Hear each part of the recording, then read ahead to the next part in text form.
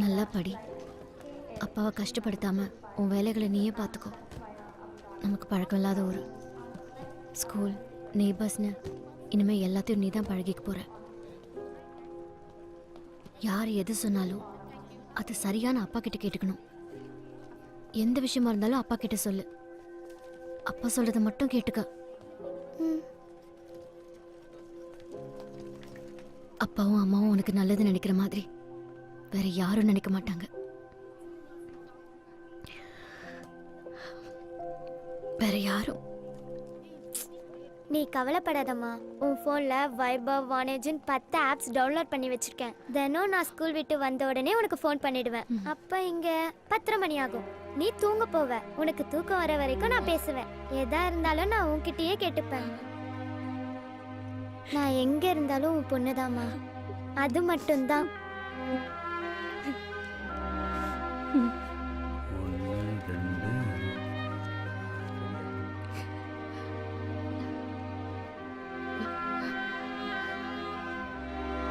போயிட்டு ஃபோன் பண்ணுறேன்.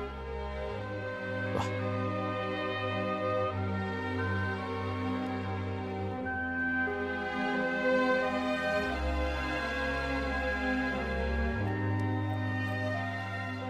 எங்களை பற்றி கவலைப்படாத, நாங்கள் பார்த்துப்போம். வசந்தியை ரொம்ப நாள் தனியாக விட்டுறாத.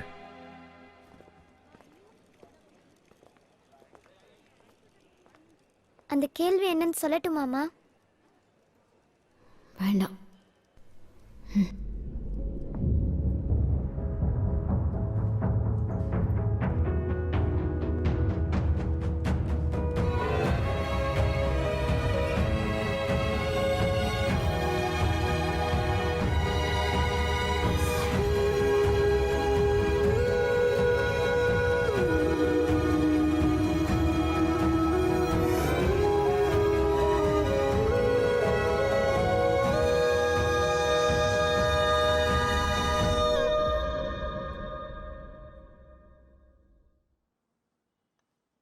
இன்னைக்கு அவளுக்கு ஸ்பெஷல் கிளாஸ் இருக்கு. ஆபீஸ்ல இருந்து வரும்போது நீங்க அவளை கூட்டிட்டு வந்துருங்க.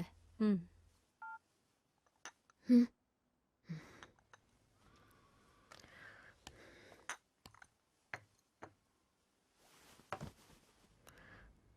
நான் அயர்லாந்து போனோம். எப்படின்னு தெரியல. ஆனா என் பொண்ணுக்காக போனோம். என்னோட புருஷன் புள்ளன்னு 14 வருஷம் வாழ்ந்துட்டேன். எல்லாரும் ஃபாரின்ல இருக்காங்கன்னு ஒரே ஒரு வார்த்தை சொல்லிட்டு என்னால தனியா ஒரு நாள் கூட இங்க இருக்க முடியாது கிரிஜா. எங்க போனான்னு அப்பா அம்மா கேட்பாங்க. 4 நாளா கான்டாக்ட்லன்னு ஃப்ரெண்டு சொல்வான். வைஃப் கிட்ட கேளு. 10 மணிக்கு தான் எந்திரிச்சாரு, காலையில டிஃபன் கூட சாப்பிடல, 2 மணிக்கு வந்து சாப்பிட்றேன்னு சொல்லிட்டு போனாருன்னு மொத்தத்தையும் சொல்வா. Every wife is a witness to our husband. நான் அப்படி ஒரு மனைவியா என் புருஷனோட வாழ்க்கைக்கு சாட்சியாக இருக்கணும்னு நினச்சேன். அவருக்கு பிடிக்கலனாலும் அம்மானு சொல்லிக்க மிதிலா வைக்கப்படுறா. என்னை வைஃப்னு சொல்லிக்க அவர் கூச்சப்படுறார். நான் என்ன வாழ்ந்திருக்கேனே எனக்கு தெரியல. ஆனால் நான் எல்லாருக்கும் உண்மையாக தான் இருந்தேன். என் பொண்ணு என்ன மாதிரி இருக்கக்கூடாது, இன்னொரு வசந்தி அவ வளர்ந்துடக்கூடாதுன்னு கூட்டிட்டு போறார். அவர் அந்த வார்த்தையை சொன்னப்ப நான் செத்துருக்கணும்டி.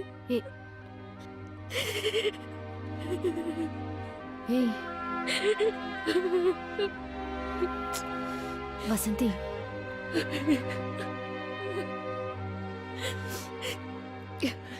அப்ப வசந்தி அவருக்கு என்னவா இருந்தா அந்த வீட்டுல என்னவா இருக்கா? அவமானமா இருக்கு கிரிஜா. எல்லாரும் இருக்காங்கன்னு தான் நான் என்ன தொலைச்சேன். இப்ப யாரும் இல்ல. என்ன நான் தேடிக்கணும். எல்லாரும் சொல்றாங்க, மித்திலா கூட சொன்னா ஃபேஸ்புக் பாருன்னு. நான் இப்ப பார்க்கணும். ஏய், இப்ப எதுக்குடி அது? வேண்டாம், விடு. இதுக்கு மேல என்ன வந்துட போகுது? வா காட்டு.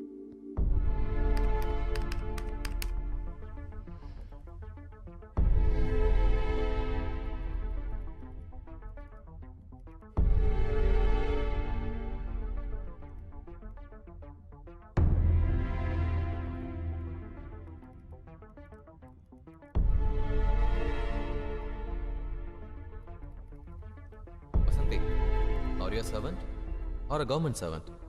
கஷ்டம். இதுதான் உண்மையான பாத பூஜை. வெல்கம் தமிழிச்சி.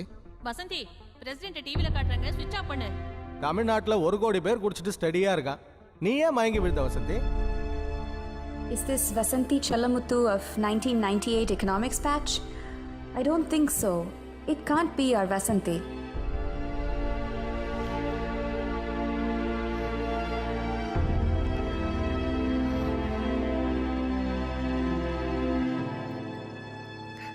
வசந்தி மேடம், கலெக்டர் உங்களை கூப்பிடுறாரு.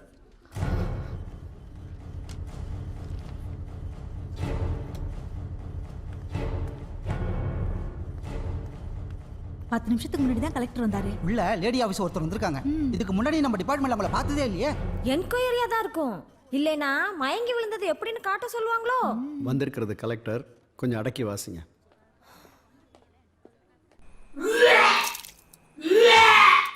நமக்கு ஒத்துக்காதுன்னு தெரியும்ல, அப்போ எதுக்கு குடிக்கணும்? சாரி விஜி, மனசு கஷ்டமாக இருந்துச்சு. ஒடிப்பைய அவன் தான் எனக்கு பாஸ், அதுவும் பிக் பாஸ். அவன் லைசன்ஸே நான் தான் வாங்கி கொடுத்தேன். இப்போ என்னையே ஓட்டுறான். என் கேபின்லேருந்து வெளியில் போக சொல்லிட்டான் விஜி. நேற்று பெஞ்ச மலையில் இன்னைக்கு மஷ்ரூம் மஞ்சூரியன். இந்த கம்பெனிக்காக எவ்வளோலாம் உழைச்சிருப்பேன். ஒரு நாள் லீவ் போட்டிருப்பேனா? சரி, தூங்க, காலையில் பேசிக்கலாம். இது மார்னிங் இல்லையா? குளிச்சனா? அதான் மார்னிங் நினச்சிட்டேன். விஜய் டாக்ஸி வாங்குறான் 5 நானே. சரி தூங்க. ஆனால் அந்த சந்திப்பாயில் மட்டும் ஏற்றவே மாட்டேன். ஏன்னா அந்த கிழவனை ஏற்றிக்கிறேன். விஜயலட்சுமி டிராவல்ஸ்.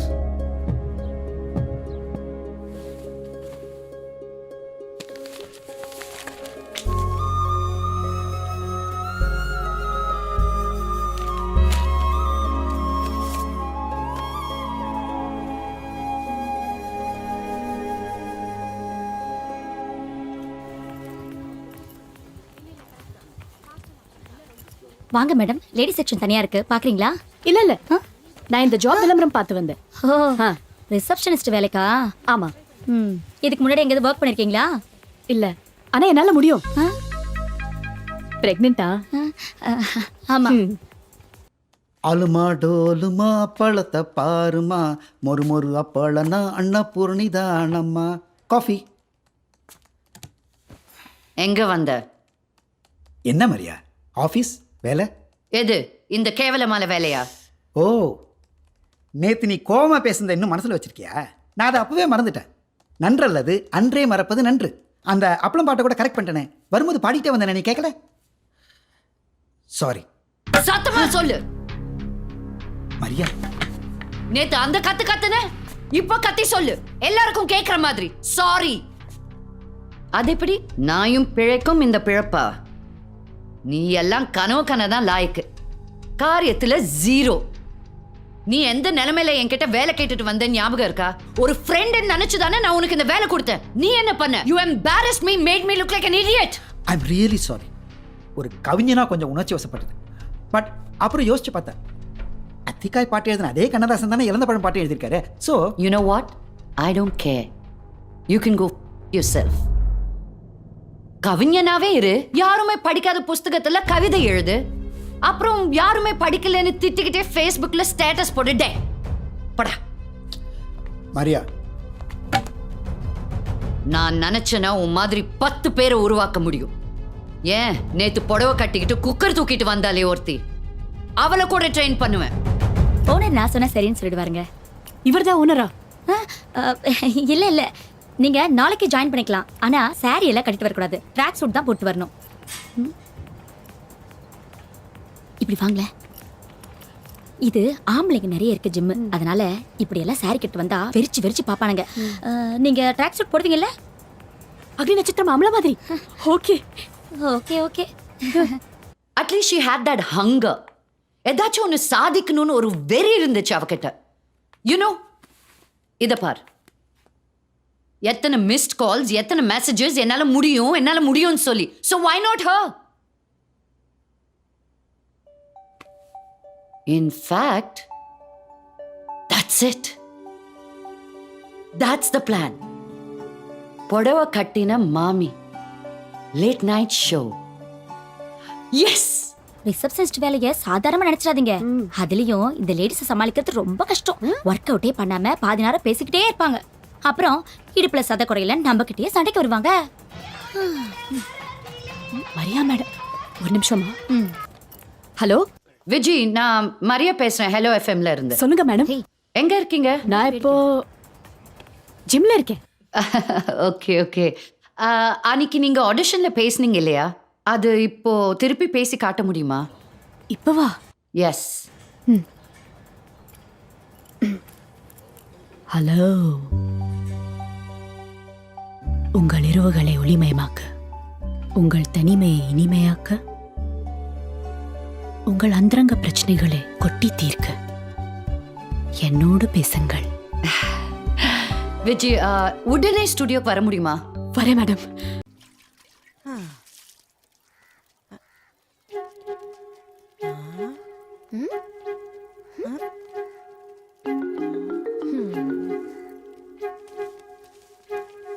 உன்னை பார்க்க தான் வந்திருக்கேன். வான்னு கூப்பிடு. உனக்கு உடம்பு சரியில்லையாமே? வயசாயிடுச்சுல்ல, நீ என்ன பார்க்கவா வந்த? ஆமா, இந்தா. எதுக்குமா இதெல்லாம்? எல்லாம் எங்க வீட்ல விளைஞ்சதுதான். உக்காரு, காப்பி வாங்கிட்டு வர. இப்ப வேண்டாம். எனக்கு 4 பயலுக. எவனும் நான் எப்படி இருக்கேன் என்ன ஆனேன்னு கூட பாக்கறதில்ல. நீ நம்புவியா? ஒரு பொண்ணை பெத்திருந்தா என்னை இப்படி விட்டுருப்பாளான்னு காலையில் தான் நினைச்சேன். நீ வந்துட்ட. அப்புறம் நான் உன் பொண்ணு இல்லையா? என்னால யாருக்கும் எந்த பிரயோஜனமும் இல்லை. என்ன போய் பார்க்கணும்னு வந்திருக்கியே. உள்ள வா வா.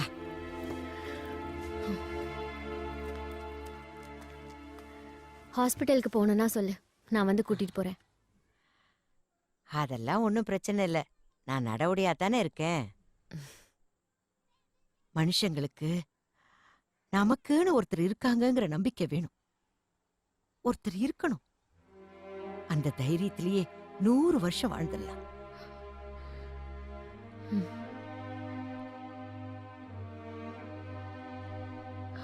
இப்ப யாருக்கு எங்க நேரம் இருக்கு?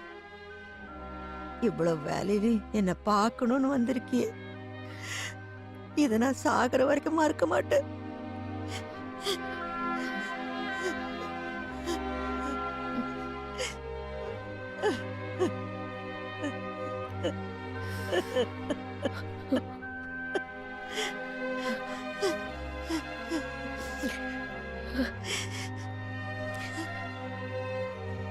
போயிட்டு வரேன்.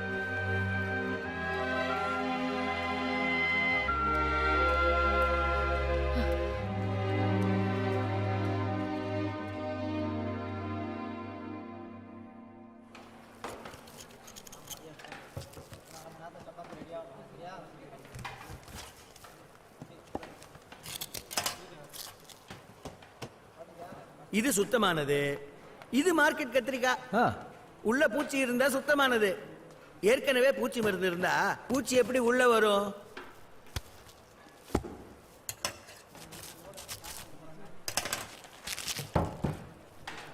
பாருங்க, இந்த காலத்துல துணியில சாயத்தை ஏத்துறது போக சாப்பிடுற விஷயத்திலயும் சாயத்தை ஏத்திடுறானுங்க. டூப்ளிகேட்டை பாருங்க, செவப்பா அட்ராக்டிவா எவ்வளவு அழகா இருக்குன்னு.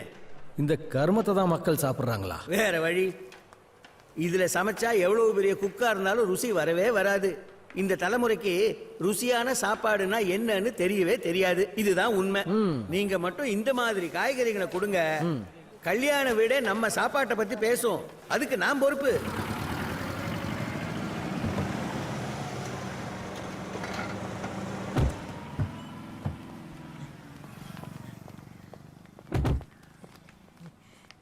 இங்க வா. எதுக்கு இங்க கூட்டிட்டு வந்த? நீ எதுவும் பேச வேணாம், தலைய மட்டும் ஆட்டு, மத்தத நான் பாத்துக்கிறேன். எல்லாம் உனக்காக தான். வா. வெஜிடபிள்ஸ் லிஸ்ட் ஒன்னு போட்டிருக்கேன். வாங்க. வாங்கம்மா. வணக்கம். நீங்க தானா?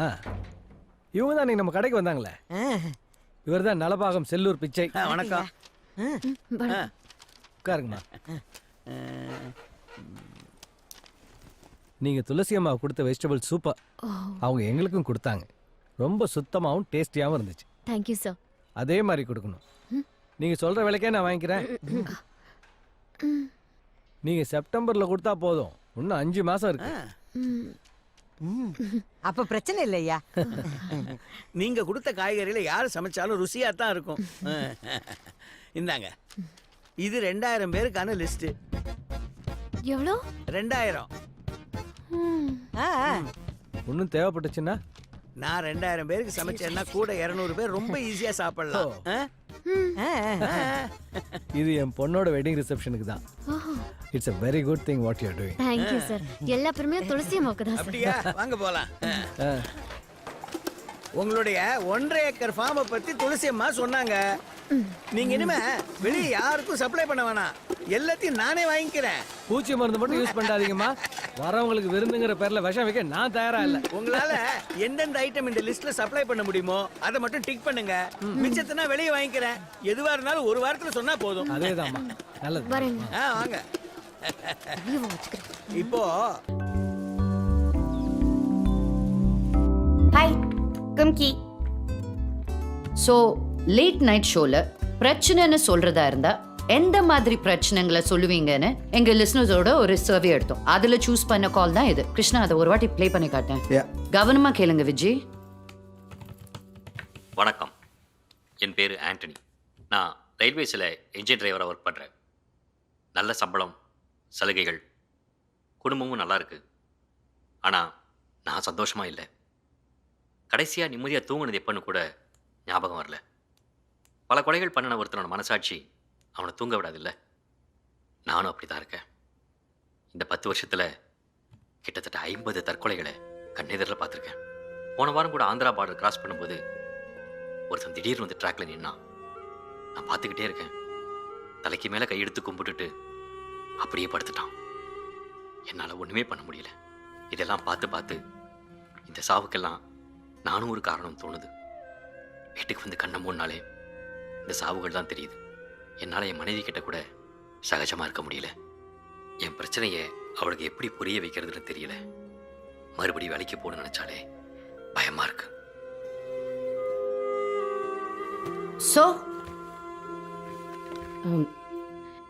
எனக்கு ட்ரெயினில் போகிறது ரொம்ப பிடிக்கும். ராத்திரி பூரா தூங்காமல் வேடிக்கை பார்த்துக்கிட்டே போவேன். ஆனால் முன்னாடி என்ஜினில் இருக்கிறவங்களுக்கு இப்படி ஒரு பிரச்சனை இருக்கும்னு யோசிச்சதே இல்லை. I know. ஸோ இப்போ இந்த காலர் கிட்ட நீங்கள் ஆர்ஜேவா பேசணும்னா எப்படி பேசுவீங்க? நானா ஆர்ஜேவா? Yeah, come on, give it a try.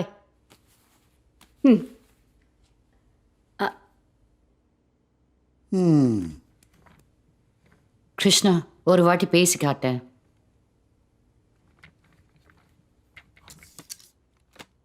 Okay, நல்லா கவனிங்க. சிரிக்கக்கூடாது. அவர் பேசினது இன்னும் என் மனசுலயே இருக்கு. நீங்கள் சிரிக்க சொன்னால் கூட எனக்கு சிரிப்பு வராது. ஓகே.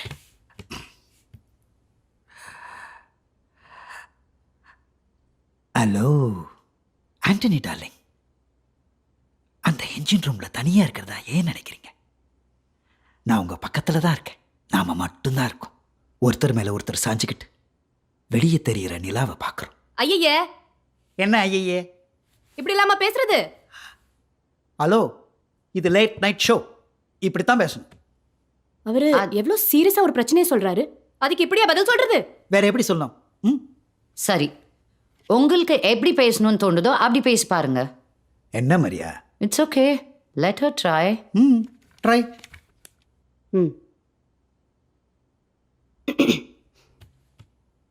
ஹலோ, உங்கள் பிரச்சனை எனக்கு புரியுது. நீங்கள் இது வரைக்கும் 50 பேரோட சாவுதா பார்த்துருக்கீங்க. ஆனால் அதுக்கு காரணம் நீங்கள் இல்லை. சாகணுங்கிறது அவங்க எடுத்த முடிவு. ஆனால் வாழணும்னு ஆசையோட புது வேலை தேடி போகிறவங்க, தன் குடும்பத்தை பார்க்க போகிறவங்க, புதுசாக கல்யாணம் ஆகி ஹனிமூன் போகிறவங்க, இப்படி எவ்வளவோ கனவுகளோட எத்தனை பேர் உங்கள் ட்ரெயினில் வராங்க. இந்த 10 வருஷத்தில் இந்த மாதிரி எத்தனை லட்சம் பேரை நீங்கள் பத்திரமா கொண்டு போய் சேர்த்திருப்பீங்க. ரொம்ப தூரமாக ட்ராவல் பண்ணி அவங்க ஊர்ல இறங்கும்போது அவங்களே அறியாம அவங்க மனசுல ஒரு சந்தோஷம், முகத்துல ஒரு சிரிப்பு இருக்கும். அது அவங்க உங்களுக்கு சொல்ற நன்றி. வீட்டுக்கு போய் அதை மட்டும் நினைச்சு பாருங்க, உங்க மனசுல ஒரு சந்தோஷம் வரும்.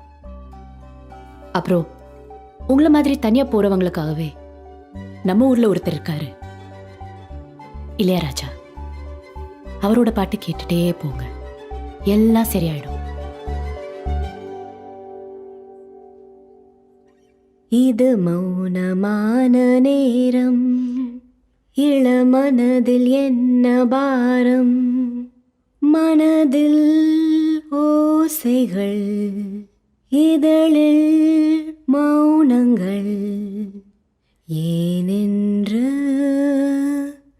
கேளுங்கள்.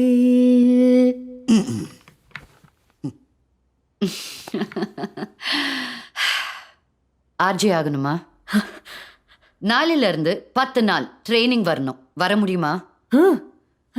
இது லேட் நைட் ஷோ அப்படின்னா ராத்திரி 10 மணிக்கு வரணும். பரவாயில்லையா?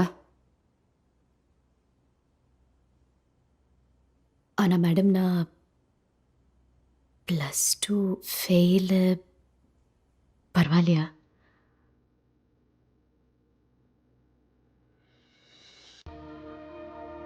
Good morning sir. Good morning. Susan, இவன் என் காலேஜ் மேட். லக்கிலி எனக்கும் ஃப்ரெண்ட். எங்கள் காலேஜில் ட்ரெஸ் கோட் பெரிய பிரச்சனை. என்னோட சேர்த்து 20 ஸ்டூடெண்ட்ஸை 15 நாளைக்கு எக்ஸாம் டைமில் சஸ்பெண்ட் பண்ணிட்டாங்க. எங்களுக்காக பிரின்சிபல் கிட்ட போராடி எங்களை மறுபடியும் கிளாஸுக்கு போக வச்சதே இந்த வசந்தி தான். அதுக்கப்புறம் தான் நான் இவளுக்கு ஃப்ரெண்ட் ஆனேன். இன்ஃபேக்ட் எனக்கு இன்ஸ்பிரேஷனே இந்த வசந்தி தான். ப்ளீஸ்.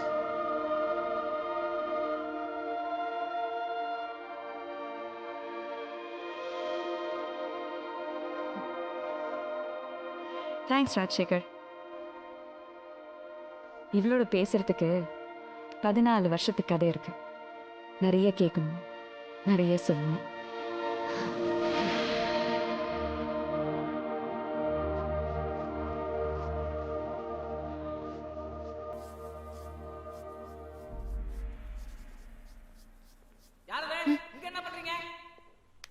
முதல்ல வெளில போங்க. உடனே போகணுமா? அவுட் சைடில் உள்ள வரக்கூடாதுங்க. முதல்ல வெளில போங்க, இல்லாட்டி பிரின்சிபால்கிட்ட கம்ப்ளைண்ட் பண்ணுவேன். போங்க, போய் கம்ப்ளைண்ட் பண்ணுங்க. சூசன், ஏன் பிரச்சனை? அவர் கம்ப்ளைண்ட் பண்ணிட்டு போறாரு. Miss Vasanthi, if you don't stop the strike now, you'll be expelled from this college.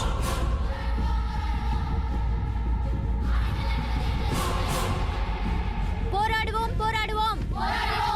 ஆடைகள் அணிவது எங்கள் உரிமை.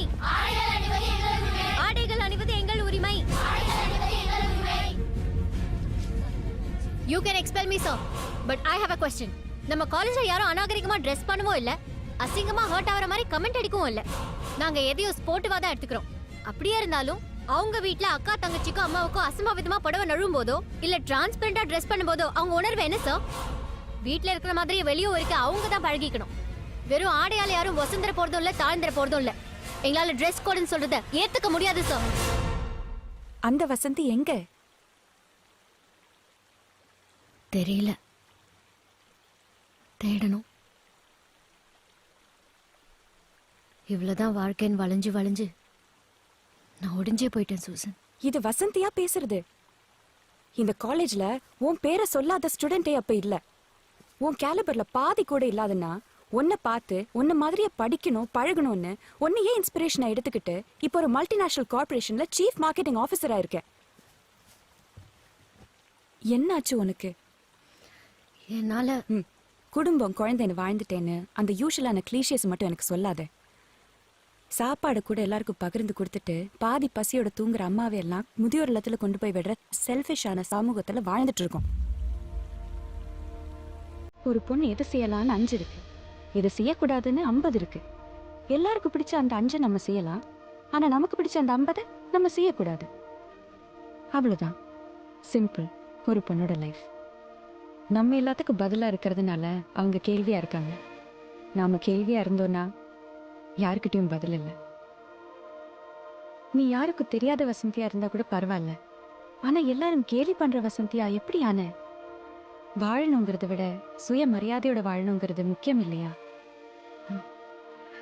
டெய்லி ஆஃபீஸுக்கு போய் அட்டெண்டன்ஸ் ரெஜிஸ்டர்ல கையெழுத்து போடுற வசந்தியா மட்டும் வாழ்நாள் பூரா இருந்துடாது. எல்லாருக்காகவும் வாழறது ஒரு பொண்ணுக்கு இயல்பான குணம்தான். ஆனா உனக்காக கொஞ்ச நேரம் ஒதுக்கு. உனக்குன்னு ஒரு ஐடென்டிட்டி வேணும். Only then will the world begin to change for you. நீ ஒன்ன தொலைச்சேன்னா உனக்கு முன்னாடி உன் கனவும் தொலைஞ்சு போகும். நீ அது இல்லை. Your dream is your signature. உன்னால முடியும், நிச்சயம் முடியும். நீயே பாரு, இந்த கேர்ள்ஸோட சுதந்திரமான உடையிலையும் சுதந்திரமான சிரிப்பிலையும் கூட வசந்தி இருக்க. அந்த வசந்திய நான் பார்க்கணும். இனிமே அவளை மட்டும்தான் பார்க்கணும்.